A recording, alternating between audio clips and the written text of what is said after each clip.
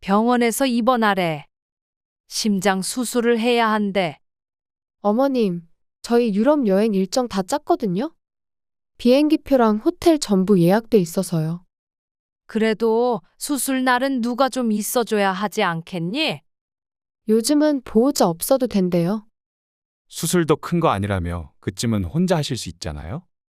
엄마, 우리가 다녀와서 병문안 갈게. 너무 걱정 마. 그래, 그래. 다녀와라. 익숙하니까. 그럼 건강 잘 챙기세요. 저희 다녀올게요. 그래.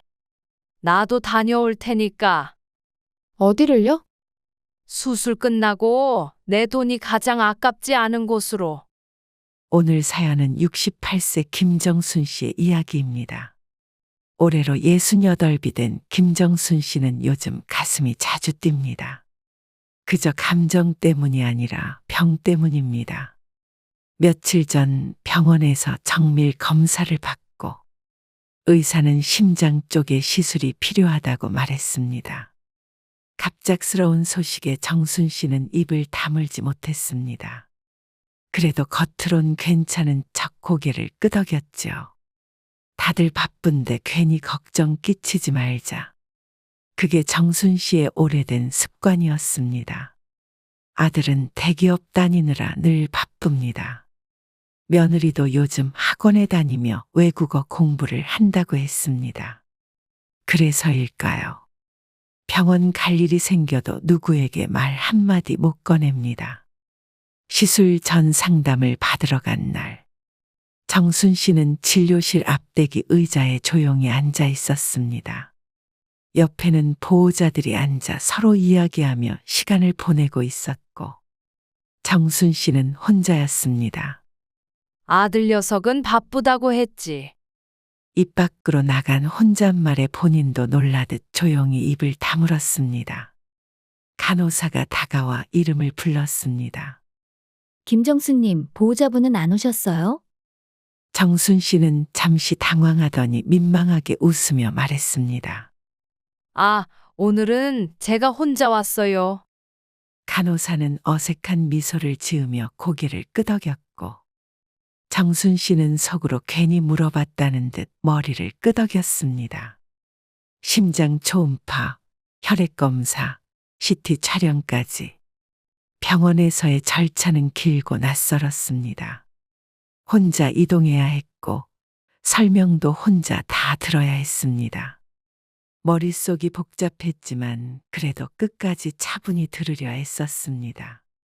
점점 심해지는 가슴 통증도 말하지 않았습니다.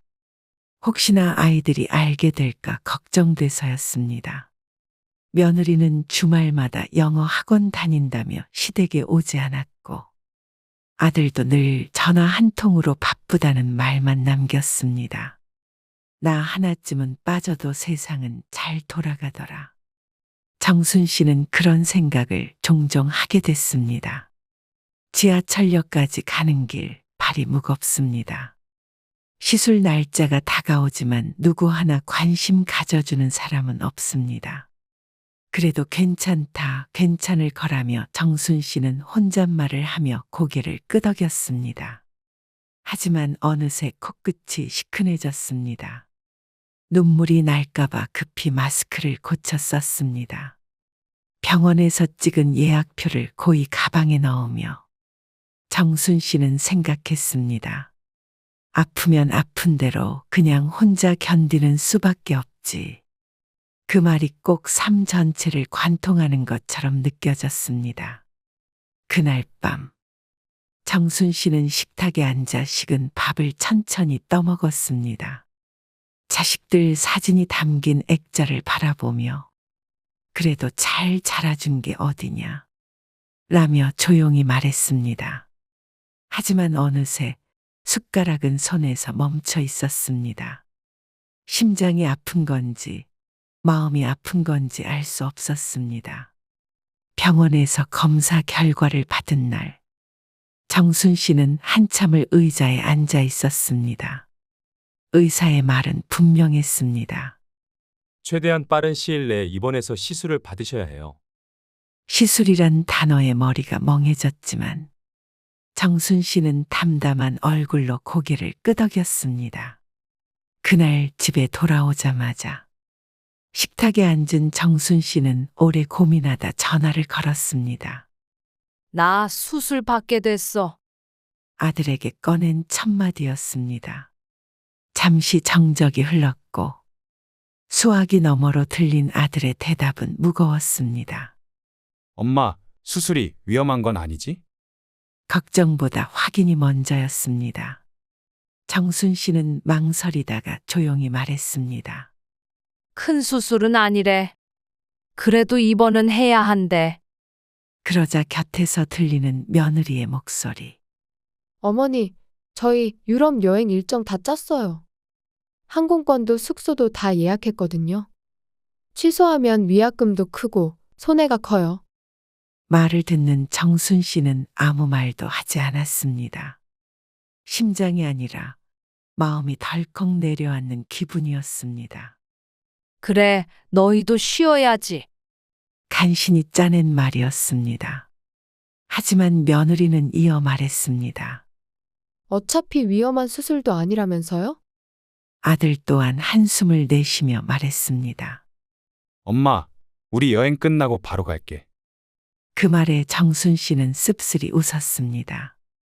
바로 가면 뭐하나, 이미 마음은 떠나 있는데.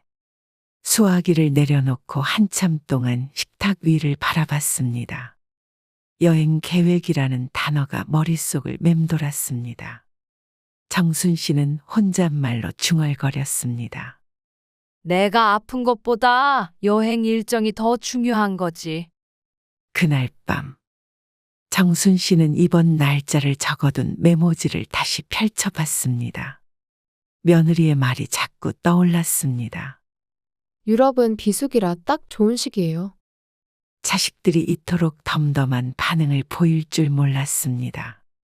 그래도 한켠엔 기대가 있었습니다. 그래도 내가 아프다는데 와주겠지. 그 기대는 한순간에 무너졌습니다. 입원 당일 병원 침대에 누워 창밖을 바라보며 정순 씨는 아들과 며느리의 SNS를 확인했습니다. 밝게 웃으며 찍은 파리 에펠탑 사진. 식당에서의 고급스러운 음식 사진들이 가득했습니다. 그 사진을 바라보다가 정순 씨는 화면을 꺼버렸습니다. 그리고 혼잣말로 말했습니다. 그래, 다녀와라. 나는 혼자서도 잘 견딜 수 있어. 하지만 마음 한켠은 말하고 있었습니다. 나도 엄마인데 왜 이렇게 외로울까?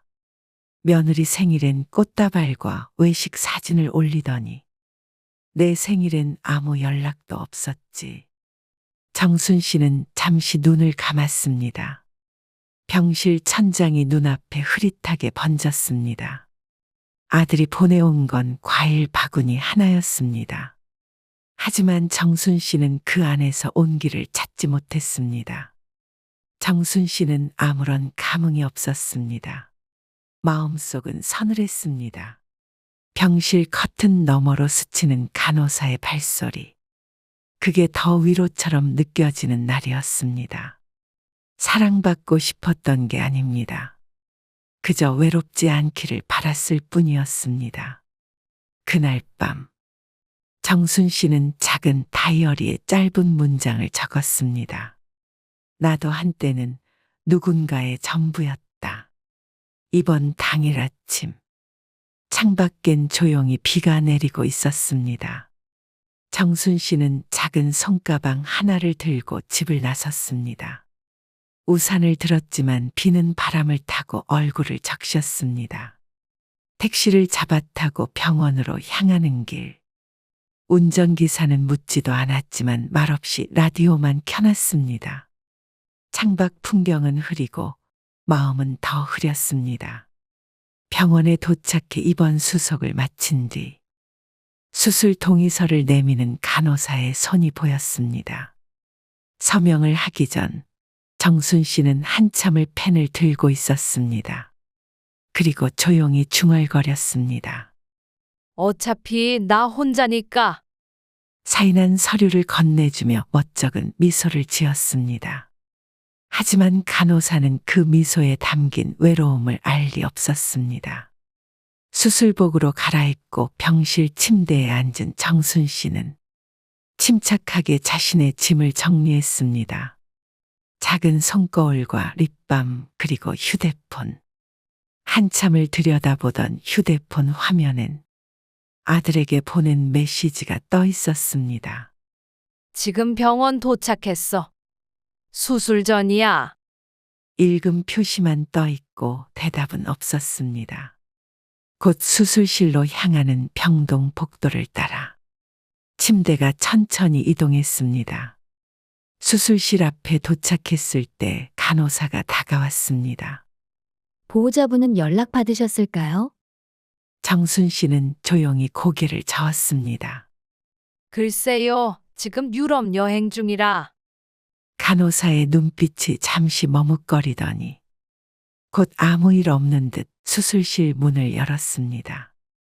하얀 형광등 아래 누운 정순 씨의 얼굴엔 쓸쓸한 평온이 깔려 있었습니다.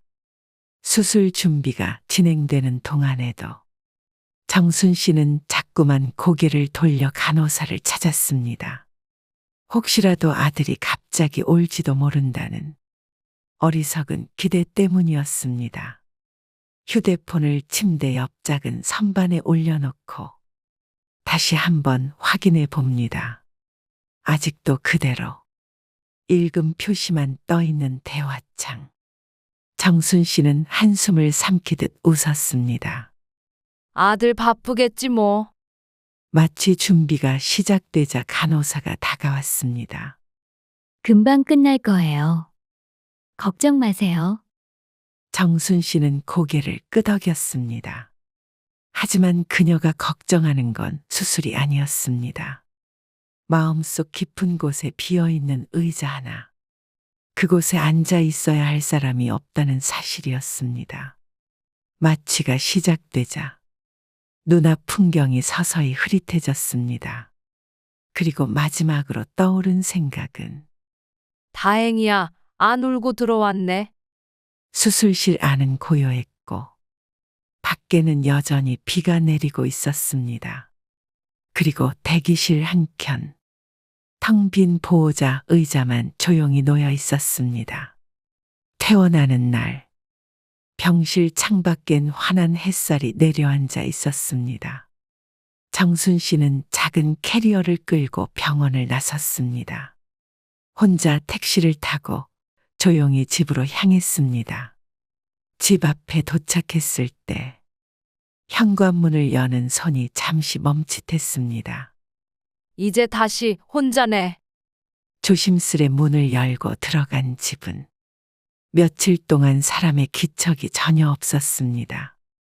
불 꺼진 거실, 말라버린 화분, 그리고 반갑지 않은 냉기. 정순 씨는 짐을 내려놓고 바로 냉장고 문을 열었습니다. 텅 빈 선반 위엔 남은 반찬도 따뜻한 환영도 없었습니다. 그저 냉장고의 찬 공기만이 심장을 다시 얼게 만들었습니다. 허탈한 웃음이 새어나왔습니다. 그래, 기대한 내가 바보지. 소파에 앉은 정순 씨는 작은 보온병에 담긴 병원 죽을 꺼내 혼자 조용히 식사를 했습니다. 그 와중에도 휴대폰은 조용했습니다. 아들, 며느리 단 한 통의 연락도 없었습니다. 그날 오후 딸 친구가 집으로 찾아왔습니다. 어머님, 수술하셨다면서요? 언니한테 듣고 너무 놀랐어요. 정순 씨는 미소로 괜찮다고 말했지만 그 말이 끝나기도 전에 눈시울이 붉어졌습니다. 혼자 있었어요, 병원에. 수술도 회복도 다. 눈물이 뚝뚝 떨어졌습니다. 딸 친구는 조심스레 휴지를 건넸습니다. 언니는 알고 계셨어요? 네. 근데 자기는 바쁘다고. 정순 씨는 아무 말도 하지 않았습니다. 그저 조용히 고개만 끄덕였습니다. 친구가 돌아가고 나서 정순 씨는 자리에서 일어나 작은 서랍을 열었습니다. 몇 년째 쓰지 않던 은행 통장을 꺼내 조용히 페이지를 넘겨봅니다. 남편과 함께 모은 노후 자금, 자식들 결혼 후에도 남겨두었던 잔액, 그 돈이 아직 그대로 있었습니다. 정순 씨는 펜을 들어 오랜만에 잔액 옆에 작은 메모를 남겼습니다.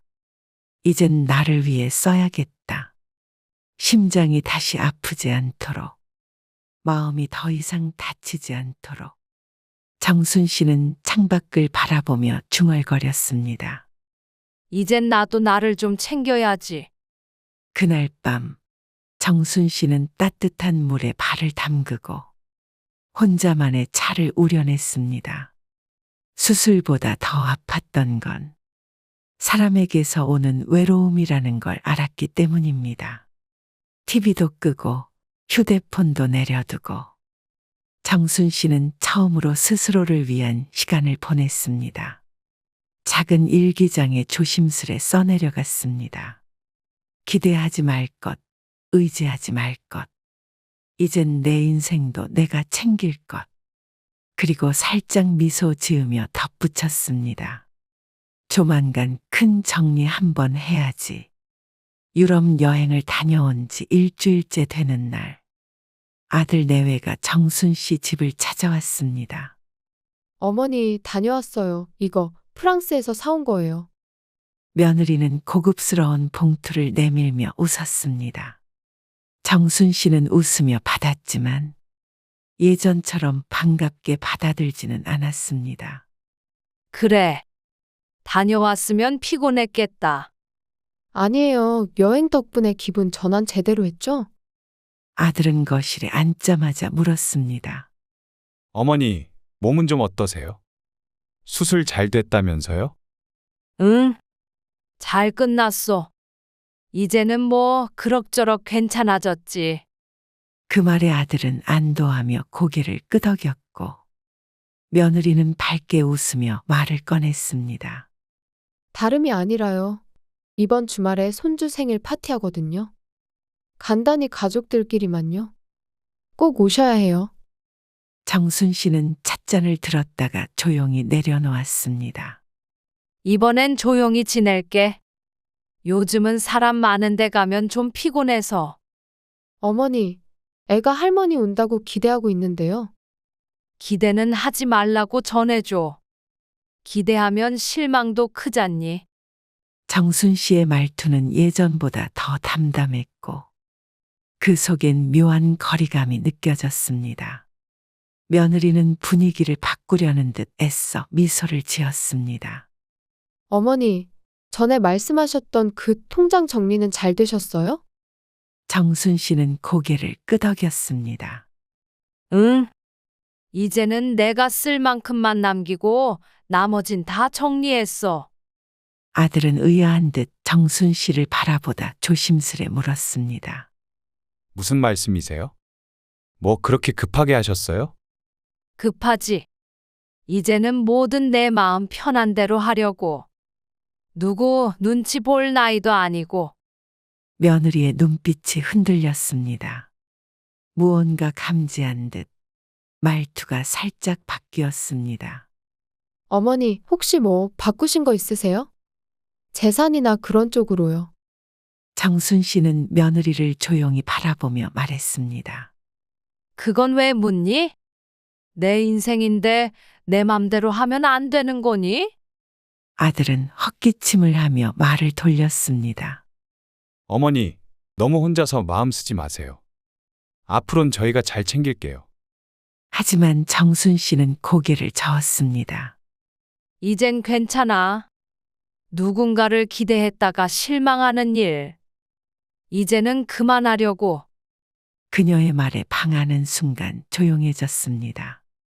며느리는 말없이 고개를 숙였고 아들도 더 이상 말을 잇지 못했습니다. 정순 씨는 창밖을 바라보며 조용히 중얼였습니다. 내가 나를 아끼는 일이 제일 늦었네. 며칠 뒤 정순 씨는 조용히 노인복지재단 건물을 찾았습니다. 조금은 긴장된 표정으로 로비를 지나 상담실로 향했습니다. 상담사는 따뜻한 미소로 정순 씨를 맞이했습니다. 기부 절차에 관심 있으시다고 들었습니다. 정순 씨는 살짝 고개를 끄덕이며 조용히 말했습니다. 살아있는 동안 의미 있게 쓰이고 싶어서요. 1시간가량 이어진 상담 끝에 정순 씨는 기부 서류를 한 장 한 장 작성했습니다. 펜을 들고 서명하면서 그녀는 중얼거렸습니다. 이 돈으로 누군가는 따뜻해지겠지. 그거면 됐어. 그날 저녁 아들 내외는 예상치 못한 소식을 듣고 급하게 찾아왔습니다. 며느리의 얼굴은 창백했고 아들은 무거운 눈빛으로 어머니를 바라봤습니다. 어머니, 기부하신다는 게 정말이에요? 정순 씨는 평온하게 앉아 있었습니다. 탁자 위엔 복지재단에서 받은 서류와 안내지가 가지런히 놓여 있었습니다. 며느리는 입술을 깨물다 울먹이며 말했습니다. 어머니, 제발요. 그렇게까진 안 하셨어야죠. 정순 씨는 조용히 차를 한 모금 마시고 며느리를 바라봤습니다. 왜 그러니? 내 돈인데 내가 어떻게 하든 상관없잖아. 아니에요. 그게 아니라. 저희가 너무 몰랐어요. 어머니 마음이 그렇게까지 힘드신 줄은. 아들의 입도 떨어지지 않는 듯 침묵이 길어졌습니다. 며느리는 눈물을 글썽이며 무릎을 꿇듯 엎드렸습니다. 죄송해요. 정말 잘못했어요. 어머니 수술 때도, 입원하실 때도. 우린 여행을 우선으로 생각했어요. 그게 얼마나 큰 실수였는지. 정순 씨는 차분하게 고개를 저었습니다. 그때는 말하지 않았니? 취소하면 손해라고. 며느리는 고개를 떨군 채 말을 잇지 못했습니다. 그 순간 정순 씨의 목소리가 조금 더 단호해졌습니다. 얘야, 내가 기부하려는 건 돈이 아니야. 그동안 내가 쌓아온 마음이야. 그걸 너희들이 밟아버렸지. 내가 병원에 혼자 있었던 그날, 수술실 앞에서 보호자도 없이 서 있던 그 순간, 그걸 잊을 수 있을 것 같니? 며느리는 흐느끼듯 울었습니다. 그런 아들을 보는 정순 씨의 눈에도 잠시 눈물이 고였지만 곧 닦아냈습니다. 재산이 아니라 내 마음을 버린 건 너희들이야. 그걸 다시 주워 담을 생각 이제는 하지 마. 정순 씨는 자리에서 일어나 복지재단 서류를 천천히 정리했습니다. 아들은 무거운 숨을 쉬며 조용히 말했습니다. 어머니, 저희가 다시 잘할게요. 기회 한 번만 주세요. 다시는 그렇게 안 할게요. 하지만 정순 씨는 고개를 저으며 말했습니다. 이제는 기회가 아니라 결과를 보는 나이가 됐단다. 그리고 그 결과는 이미 봤어. 그녀의 뒷모습은 담담했지만 결코 흔들리지 않았습니다. 그날 이후 정순 씨는 복지재단과 기부 절차를 마무리하며 조용히 자신의 길을 걷기 시작했습니다. 날씨가 맑은 봄날 아침. 정순 씨는 작은 여행용 가방을 꺼내 침대 위에 펼쳤습니다. 옷가지 하나하나를 차분히 개어 넣으며 혼잣말을 했습니다. 처음이네, 이런 여행은. 그동안 아들 내외와 함께한 가족여행은 있었지만 내가 원해서 떠나는 여행은 처음이었습니다. 며칠 전 기부 절차를 모두 마치고 남은 생활비와 여행 자금만 간단히 남긴 정순 씨는 이제 남은 인생을 오롯이 자신을 위해 써보기로 했습니다. 그날 아침 아들이 마지막으로 집에 찾아왔습니다. 현관 앞에서 몇 번을 망설이다 문을 두드렸습니다. 어머니, 아직 시간이 있어요. 진짜 정말 그렇게 하실 거예요? 정순 씨는 조용히 문을 열고 아들을 바라봤습니다. 짧은 침묵 끝에 그녀는 미소를 지었습니다. 할 말 다 했니? 엄마, 우리 진짜 반성 많이 했어요. 기부도 여행도 다시 생각해 봤으면 좋겠어요. 하지만 정순 씨는 조용히 고개를 저었습니다. 다시 생각해 볼 건 없단다. 난 지금 아주 잘하고 있어. 아들은 더 말을 잇지 못하고 고개를 떨구었습니다. 정순 씨는 아들의 어깨를 토닥이고 마지막으로 말했습니다.